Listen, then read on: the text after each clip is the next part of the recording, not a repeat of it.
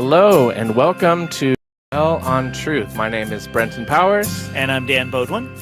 And on today's show, we have a special treat. Dan is going to be speaking to us about mall ministry in California.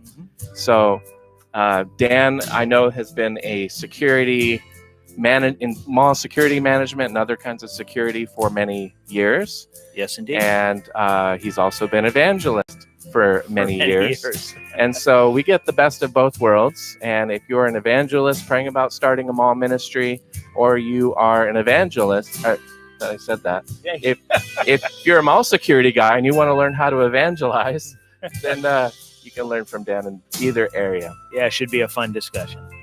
So yes, let's get this show started, and we're going to go for about 40 minutes. Yeah, right around there. Have several things to talk about.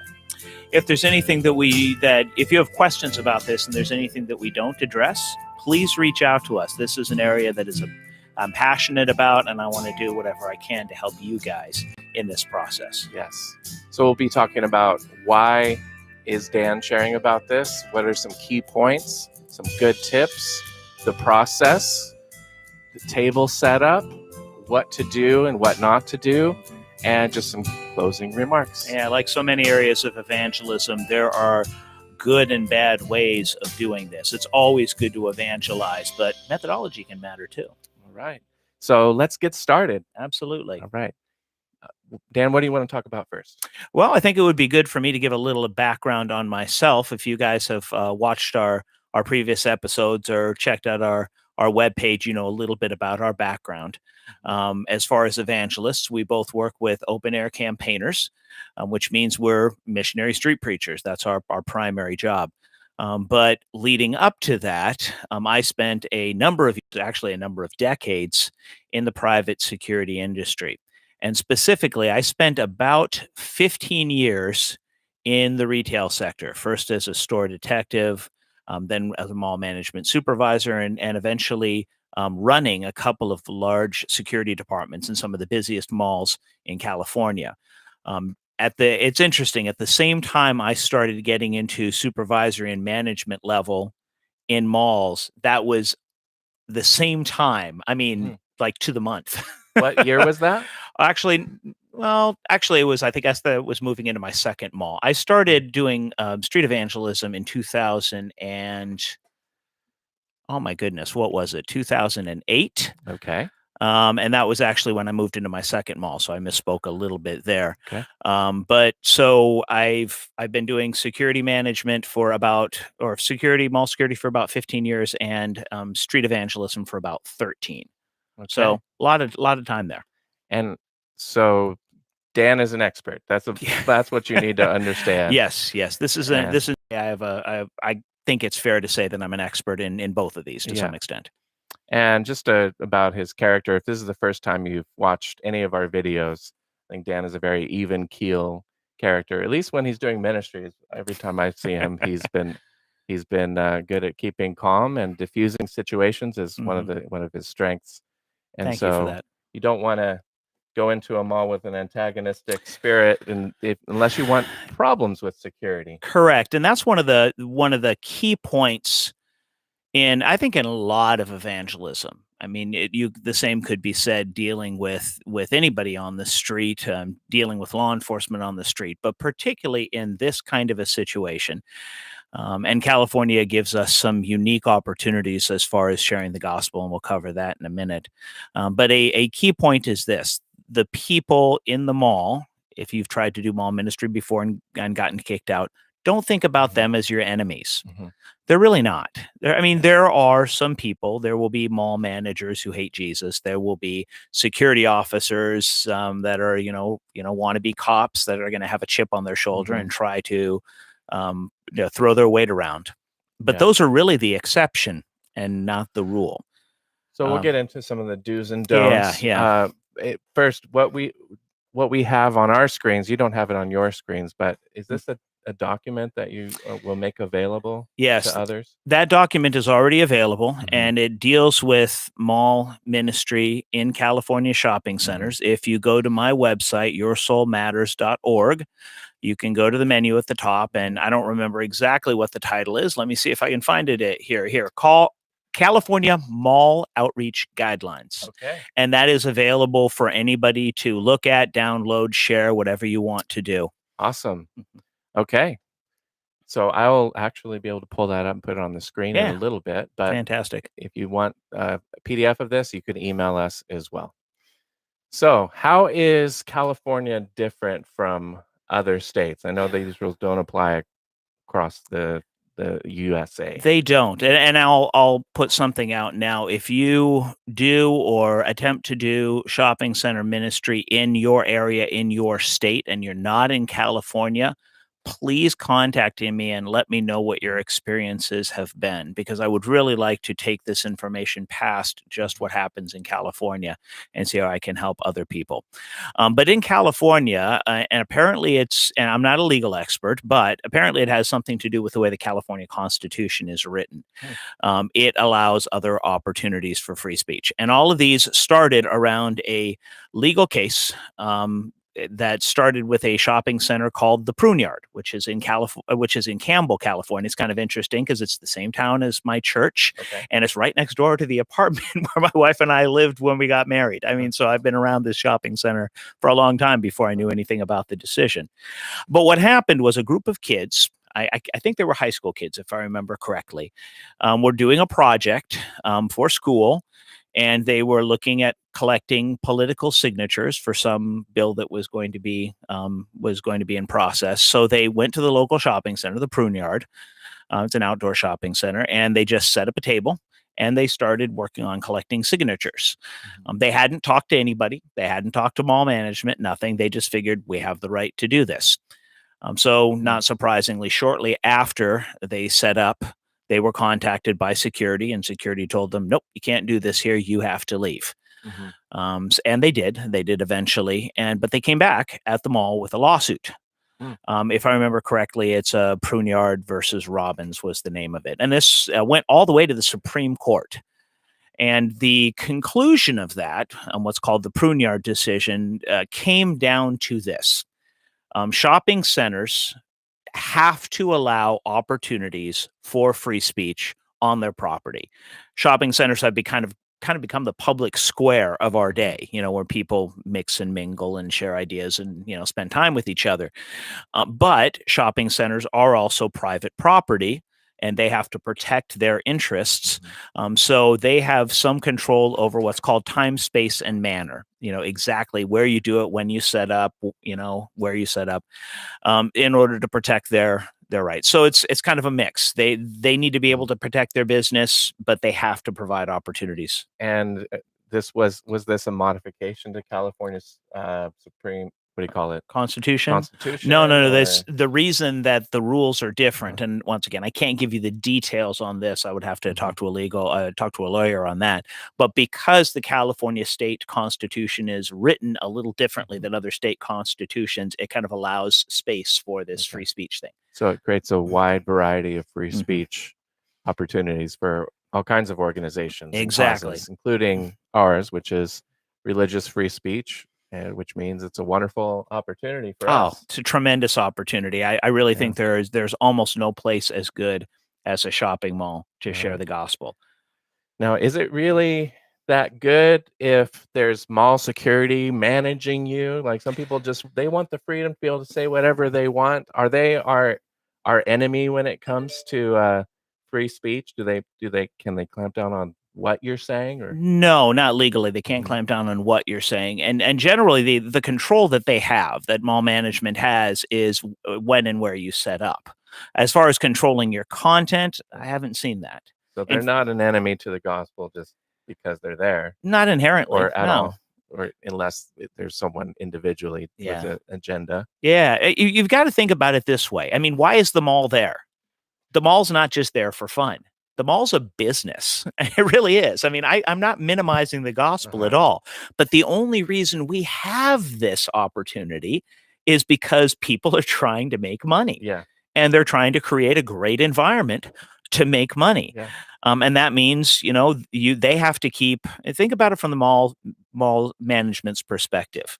They want to create the ideal environment for their tenants who are paying them rent to make money. And the more money their tenants make, the happier their tenants will be. And in many cases, certainly with bigger stores, the if they pass a certain sales level, the mall will get a percentage of that profit. So if they say there's, they're making $10,000 a month as a minimum. If they go past $10,000, maybe they make $20,000 a month. The mall gets a cut of that. So the mall has a vested interest in making sure that things go really well and they have a good environment. So that's one side of it. The other side of it is not all stores do well in a mall. And if a store doesn't do well and the mall thinks they should, they're going to try to find excuses, reasons why their sales weren't where they should have been. And some mall tenants are willing to point at just about anything to say, this is the reason we weren't successful. And you guys allowed this to happen. Therefore, you need to give us a rent reduction, which means you're taking money right out of the mall's pocket.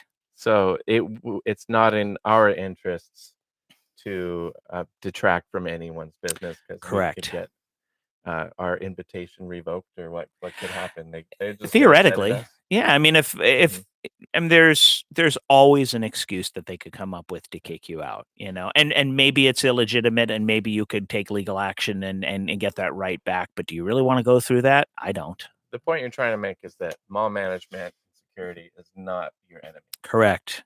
And they're there to make money. Their money making is the opportunity, provides that extra opportunity for us. Yeah. So is there anything else people need to know about before they go and get started at the mall, what they need to consider, just as far as the context that they're entering into? Yeah, there's a lot of different things that you can look at. First of all, know the property that you're going to be going onto. Every mall is different. There are indoor malls, there are outdoor malls, there are small local malls, there are big regional malls, and each one is going to have different types of stores, different kinds of traffic patterns, and you need to keep those in mind. Some malls are going to be really busy, like some of the outlet malls, that are more, working class. Those are going to be pretty busy through the week. So what's your process for kind of discovering those situations? Well, first, figuring out the best place. Yeah, first thing, you got to scout the mall, which means you got to spend some time there. If you don't shop there regularly, show up at a couple of different times. Maybe, go during the day, during the week. Are there enough people to do some work there? If you have that free time, go in the evening, go on a Saturday or a Sunday. Figure out when the people are there, because that's what you're going for. You're trying to be there when the most people are there to reach.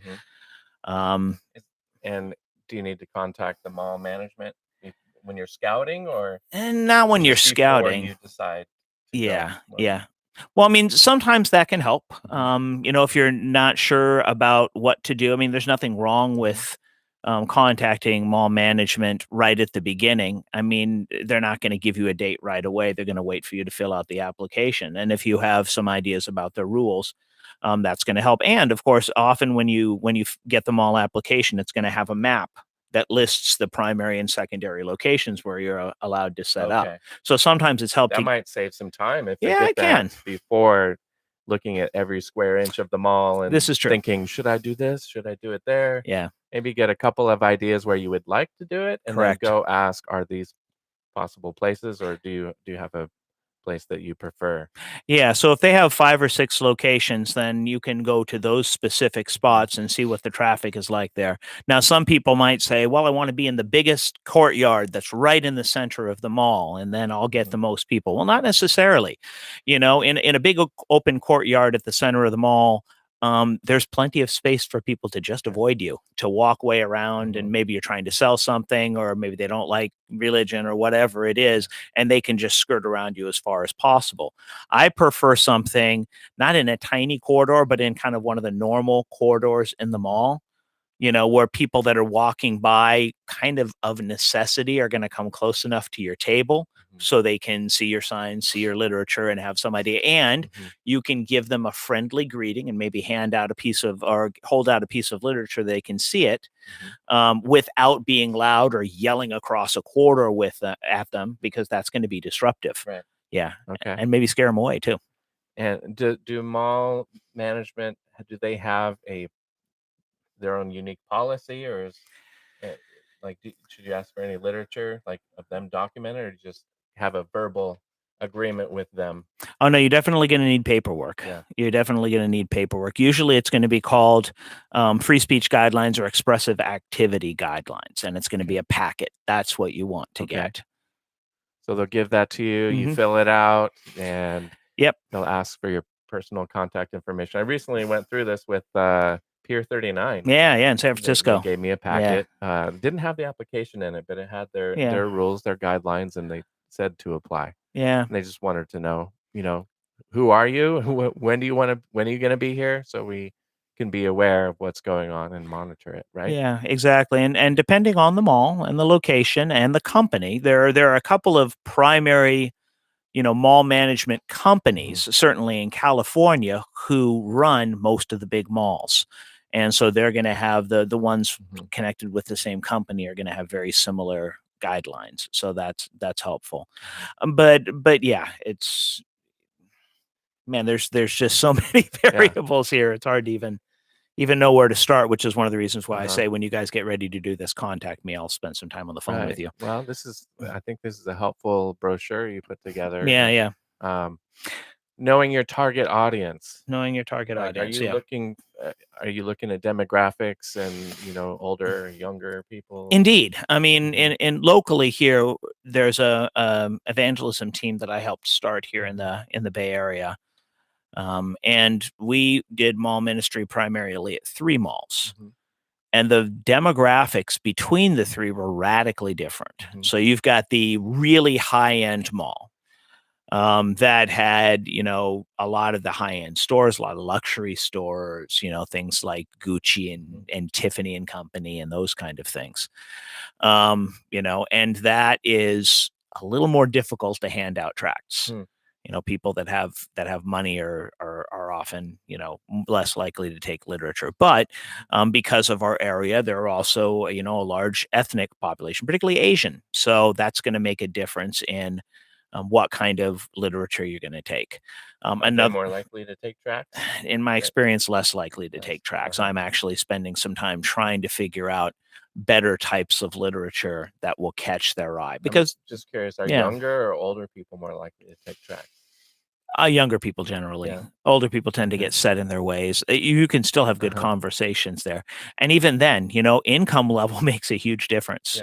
When you go from the really fancy mall, you can still have good conversations there. But you go to like the more working class outlet style mall in a lower income neighborhood, the folks there know that they have problems. They've dealt with more difficulty. They in general tend to be much more open to the gospel. So, but that's going to affect tracts because different tracts, different people will take. You have to get permission for each tract that you give out from the mall security? Not generally. I'm going to bring a variety of things. Yeah. I mean, a lot of the time I've seen literature where they'll say, yeah, you need to give a sample of everything that you're going to hand out.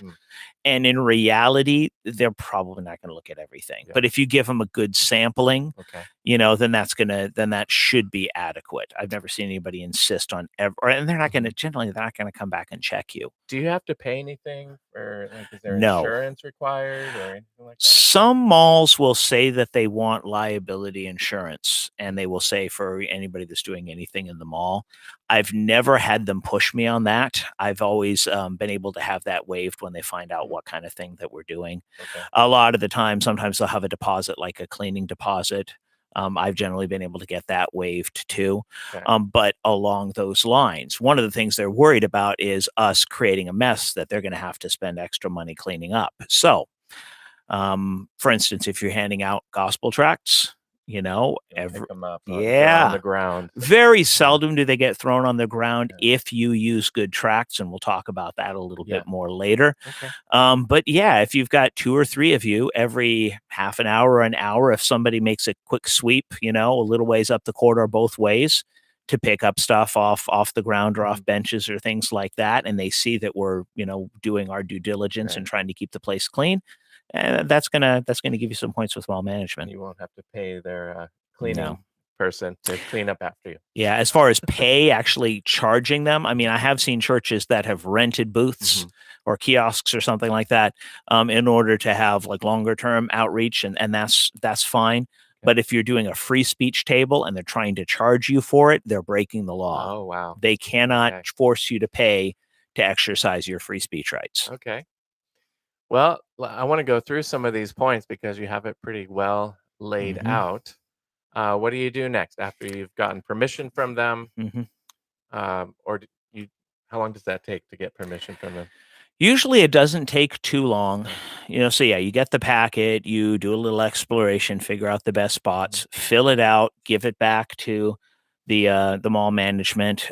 Sometimes they'll say a week or two in advance. I would Okay. say at least a couple of weeks in advance if you can. You want to make sure that they have Okay. enough time to consider everything. Um, Pier 39, they ask you just a week in advance, yeah, a yeah, week before, or yeah, or even less, I think 72 hours or yeah, something like that's that. true. But at least a week in advance Yeah. would be considerate to them, and that's important. You want these people to be your friends. And remember, they're an evangelism project too. They need to hear the gospel just as much as the people walking through. Yeah. Is there Um, any cases when they've not given you the permission? Very rarely. The only time that generally you're not gonna get Mhm. permission, in my experience at least, and every mall is a little bit different, is when they have big events going on, Mhm. particularly during the holidays. Like some of the malls that we go to, one in particular, which is just crazy packed during, Yeah. the Christmas time.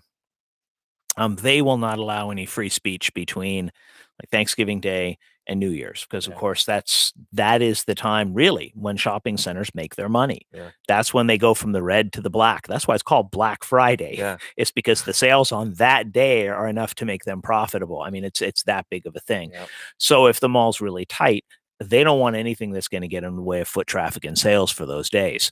But What if someone runs into a mall that's just stubborn and says, "Nope, we're not going to give you permission." Period. What, should they contact you and can you help Yeah, them? you can contact me and I will definitely be willing to help. If Mhm. it's a California mall, they don't have the option. Mm. Now, maybe the manager there, and it's usually the marketing manager that takes care of this kind of stuff that coordinates it. Maybe they're ignorant on this particular issue. So you may have to Mhm. say, well, here's the reason why it's a legal thing. You don't have the option. Mm. If push comes to shove, there are legal help organizations out there that deal Mhm. specifically with Christian free speech. Okay. If you're wondering about those, give me a call. I can recommend you to a couple. I've called them before. And where do they find your phone number? I'll yeah, my phone number, if you can find it on oacnorcal.org. We've got both of Yeah. our phone numbers. Do you Yeah, want that's to give it probably the out easiest. on the video here? Sure. 408-768-9262. Please Okay. don't spam me. So Okay. So let's assume you got permission, you have the place picked out, Mhm, um, and then ha and okay, so now there's an open door. mhm. Now what? Well, you'll get your date where you can set up. Okay. You wanna plan about the kind of materials that you're going to bring with you. That's going to be, gospel tracks first and foremost. What Not about other people? oh yeah, that's true. Yeah. It is always helpful to have at least one or two other people. Now, you do want to limit the number of people. Mm, Most malls are not going to want 20 people gathered around your table, mhm. as far as volunteers and just wandering out into the aisles grabbing whoever goes by. Yeah. Usually between 2 and 4 is about the right number of Okay. people at a literature table. That's a good number. So gather your Um, Christian friends yes. or church recruit from your church family, Mhm. and then you can go tell someone about Jesus. Yes, and the church family is always good. I mean, I work with people from other churches, but you're not going to be able to follow up on everybody that Yeah. comes and asks for information. You do want to have local churches to recommend Yeah. them to. Right. You Because know. you're at a specific local mall, Hmm. so people coming to that mall would probably be able to reach local churches. Hmm. You don't invite them to a church in another state No, or you don't. And that's actually important too, because sometimes, I mean, if it's a major shopping mall, there will be people from out of the area who will Mhm. be visiting too. So finding a couple of websites, if you're part of a church organization, a particular denomination, knowing the website for your Mhm. denomination or for your church organization so that you can send people to search for an appropriate church. But you don't have to recruit from only people that live in that city. No, Anyone from no. anywhere can Any come and Yeah. join you. Yeah, that can actually Okay. be helpful. Yeah. Cool. All right. So you roll up the day of. Mm-hmm. What is your setup process like? Generally, I'm going to do a couple of things. First, you want to get there early. You want to get there early because you need to make sure that the table is set up, particularly if you're inviting other people. Say you're going to be there from 11 o'clock a.m. to 3 p.m. You want to show up at like 10:30 if you're the one organizing Do you it. need a table? You do need a table. Well, you don't have to bring your own table. Generally, the way it's going to work in the mall is they're going to have their table. They'll put it up for you. They'll put a nice tablecloth on it and everything like that, and they'll set it up for you. The big thing is a lot of the time when you show up, it's not going to be set up yet. Yeah. You know, I mean, they have But to. you could bring your own table. Usually they want to use their own. Okay. That's a question to ask, but generally I would go with what they have, and it's usually a nice big table with plenty of space. And you just throw all your tracks on there scattered. No. Well, I mean, people have different philosophies on the best way to set up a track table. Some people will say, let's spread our tracks out so there's much color and, eye-catching stuff as possible to draw people in. I'm not a fan of that. I like my tracks neat and tidy. Okay. Generally, I'm going to put, the general purpose tracks in the front, things that are, how can you have peace with God? Are you good enough to go to heaven? Stuff like that. And then if there are topic specific tracts, I'm going to put them a little bit farther back, so people can still see them. Oh, what about homosexuality? What about other religions? What about Mormonism, Jehovah's Witness, whatever? So people can see the titles. And then if you can say at the big dollar items toward the back, things like Bibles, things like DVDs, and I usually bring those kind of things, but I don't want just anybody and everybody grabbing them because anybody and everybody will grab them and you'll be, out a lot of money for materials that will probably never be looked at again. Yeah. The higher So you reserve that for people who are really interested and correct. They're going to read the Bible. Exactly. Not just, free stuff. I'll take one of everything. Exactly. Because that will happen. That'll happen on the streets too, but it will happen in the mall. Okay. Yeah. So the high dollar items, save those for the good conversations so that you can keep somebody's mind going afterwards. Maybe instead of a whole Bible, you take a Gospel of John. Gospel of Johns are good. I mean, Bibles these days, don't get this wrong, folks. Printed paper Bibles are almost passé for the younger generations. I still like a paper Bible every once in a while, but I'll be honest, most of my Bible reading I do on my Kindle. It's electronic and I like the paper one because it has less pop-ups. Yeah, and part of that is personal preference, but the point is this: if somebody wants a Bible, particularly download a free app. Exactly. Anybody with a smartphone can get a free Bible. Anybody with a tablet or a computer can get a free Bible, can read it for free. Okay. So tracts, Bibles, brightly colored stuff, keep it neat and tidy. Do you have to wear a name tag or have any contact info or business cards? Name tag, you can. You don't have to. Some kind of contact information is really important. Whether that is a business card, since I'm a missionary, I always have business cards with me. Tracts, you can, sometimes print your information on your gospel tracts, like my $1 million bills that I have here. I have my email address and my website on those. And if people want to be followed up, then they can contact you. Yeah, and at least they have the opportunity. If you are a member of a local church, and you ought to be, make sure that you have some pamphlets from your church. For me, I know the group that I have done ministry with, they used to, and I think they still do, have a card with about a dozen or two local solid Bible believing churches. So not just around the mall, but stretching a little bit wider, maybe 60 miles in, different directions. So if somebody isn't immediately near their church, they still have recommendations. This church is dependable. You can go ahead and go there if you can't come all the way down here. And you don't consider it a burden or personal inconvenience if they were to follow up and ask them? No. And does your phone ring off the hook all the time with prank callers because of doing this? No. I do have some let's just say some interesting folks that I've met over the years. And sometimes out of nowhere, I'll get a text or a phone call, asking about, well, I read this in the Bible. I read that in the Bible. And what do you think about this? Or they heard some conspiracy theory online and they want to, find out about, Adam's other wife or the Book of Enoch or something like that. But the bottom line is, I mean, you're there for two reasons. You want to give God glory and you want to see souls saved.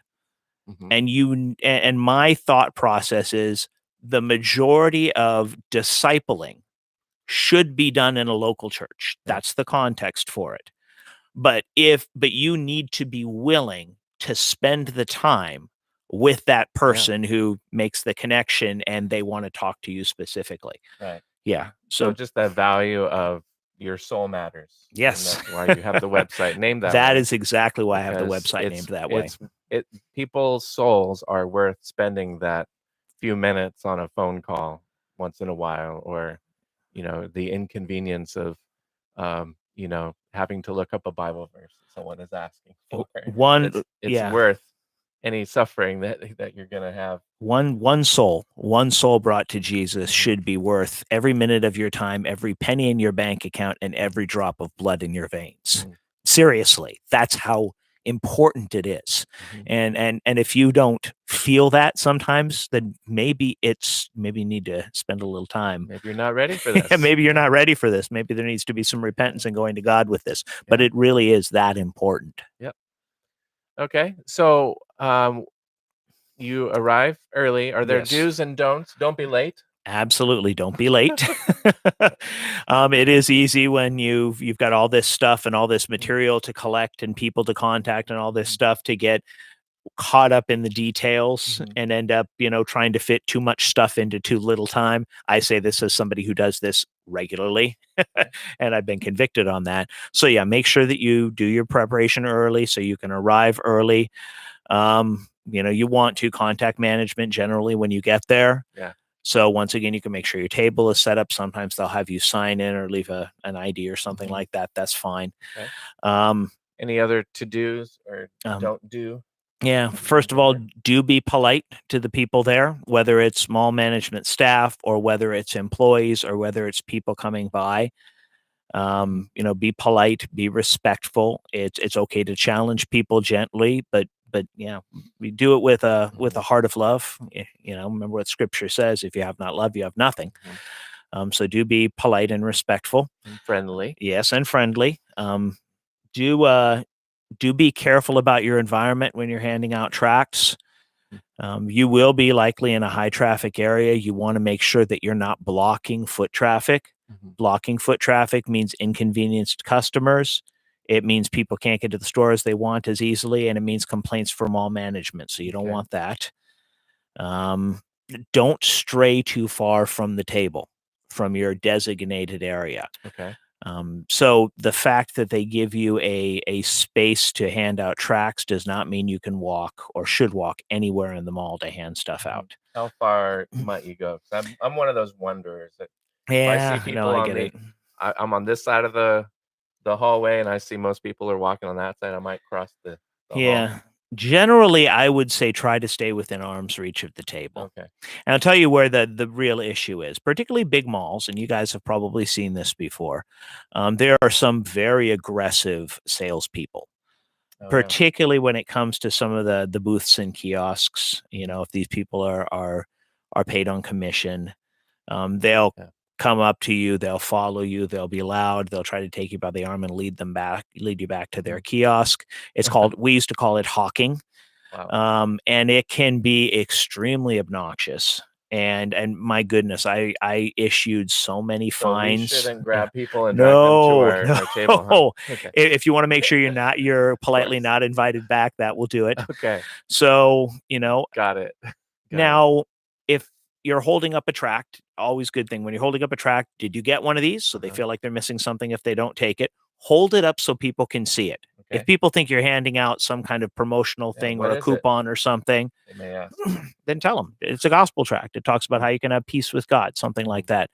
I even wonder about using the term gospel tract anymore because just the phrase doesn't mean much to any people. It's about Jesus. It's about how you can have peace with God. It's about how you can go to heaven when you die, something like that.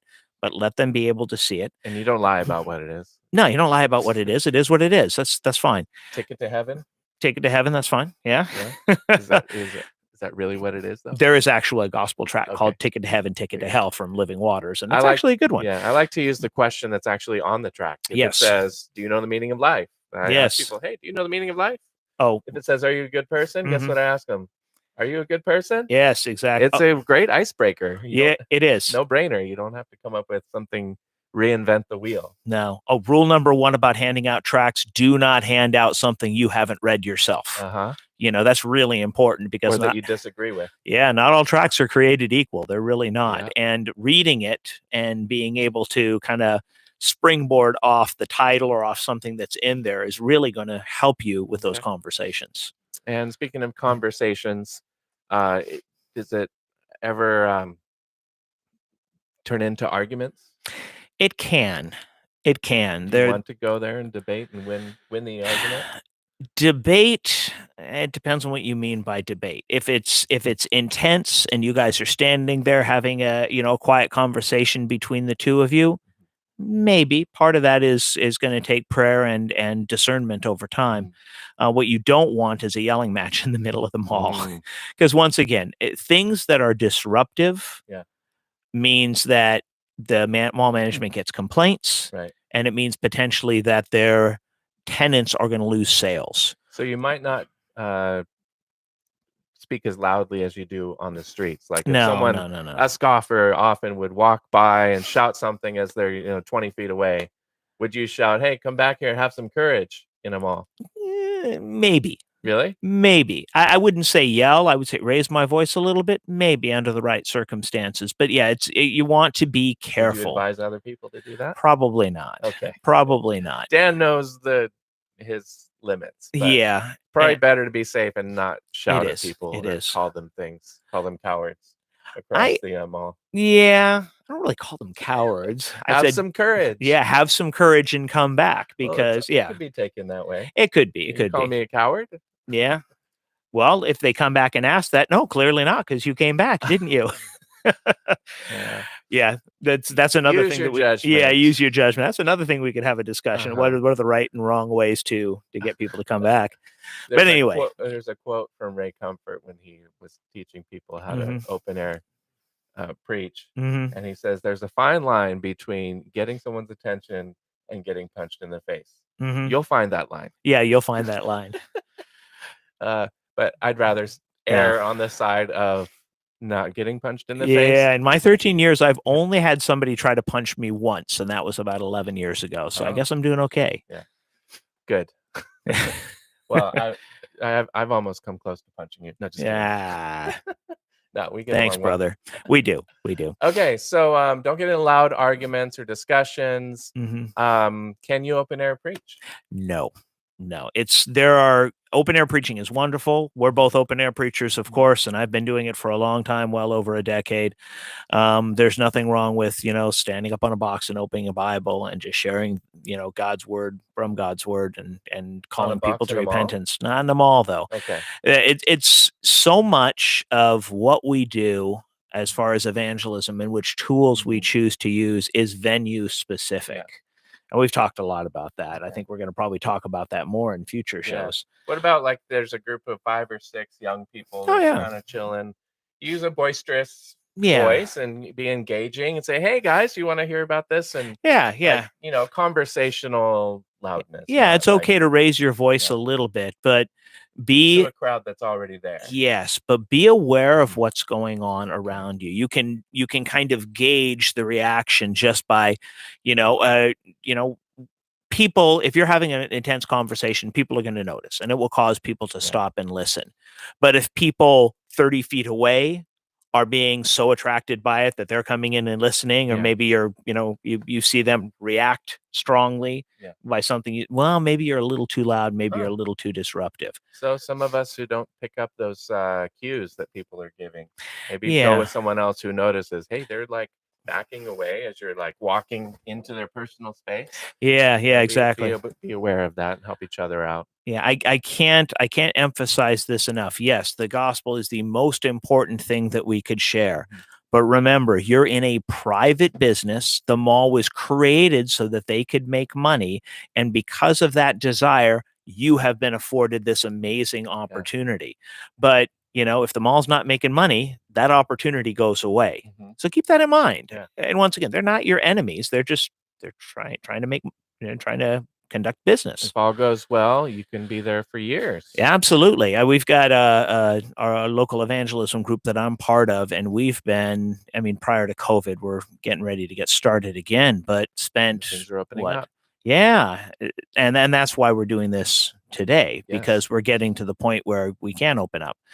And we can start going into malls again. But yeah, they've been doing ministry in malls off and on for 10 or 15 years. Well over a dozen years, at least, that I've been working with them. I think my aunt and uncle were a part of one of those mall outreaches. Yes, for a while. Indeed they were. Yeah. Indeed they were. So it's a great opportunity, and you need to think long term. I think with evangelism in general, you don't just want to preach the gospel in a location once. If it's a good location, you want to be able to keep coming back and reaching the people that will continue to go there. So you've got to keep that in mind. What's your methodology going to be? How are you going to deal with people in positions of authority? And even what are the opinions of the people that frequent that area? Because wherever you go to evangelize, there will be regulars. Okay. And they will watch what you do, and word will get around. And that makes a difference in how people are going to respond and listen or not listen. So basically, malls are an open door in California for sharing Christ. Yes. You go through the process and make yourself available. There's a mall not far from here, so I'll be looking into starting an outreach over there. And thank you, Dan. Absolutely. That's been real encouraging. I know you got to get going here soon. Yeah. But we covered the basics, and if there's anything more, how can people again contact you and find out more, like get this document that outlines what to do? Well, go to oacnorcal.org, which is our ministry website. You can get to my personal website from there. And if you go to the top bar, or you go to the menu, the drop down menu, depending on whether you're on a laptop or you can send me an email at dan@yoursoulmatters.org. If you're out of the California area, I have some expertise in California. I have much less when it comes to other states. But I think this is something that we could even potentially leverage the rulings in California to maybe open up opportunities in other places. And I would like to see that. But that's only going to work if we go about this the right way. So I would love to hear, if you're outside California and have tried to do mall ministry, I would love to hear about your experiences. I would love for somebody to maybe take these guidelines and go to mall management in another state and say, this is what I've heard they do in California. Here are some guidelines. What do you guys think about this? And see if this is something that we can help people spread to other areas. All right, cool. Yeah, free speech is a First Amendment in the U.S. It is. Hopefully more and more doors will open as the economy opens up, as the pandemic is further and further behind us.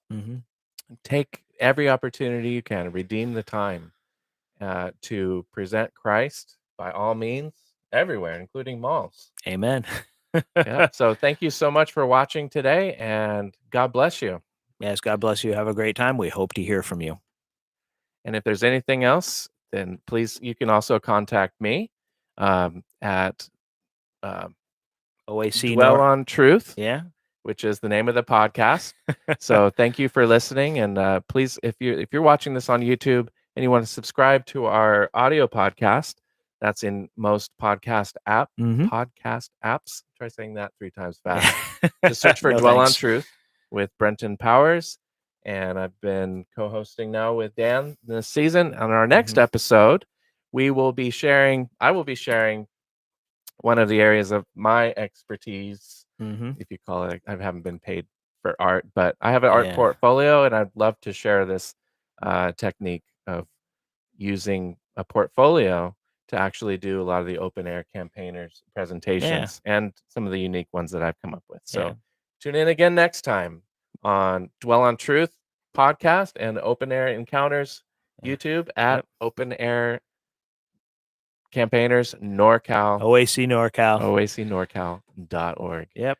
May God richly bless you as you continue to present Christ. By all means, everywhere. And I'm trying to find my mouse so I can end the live feed, but it's lost. So, all right. God bless. Have a There wonderful it is. day. There you go. All right. Let's go out with some music.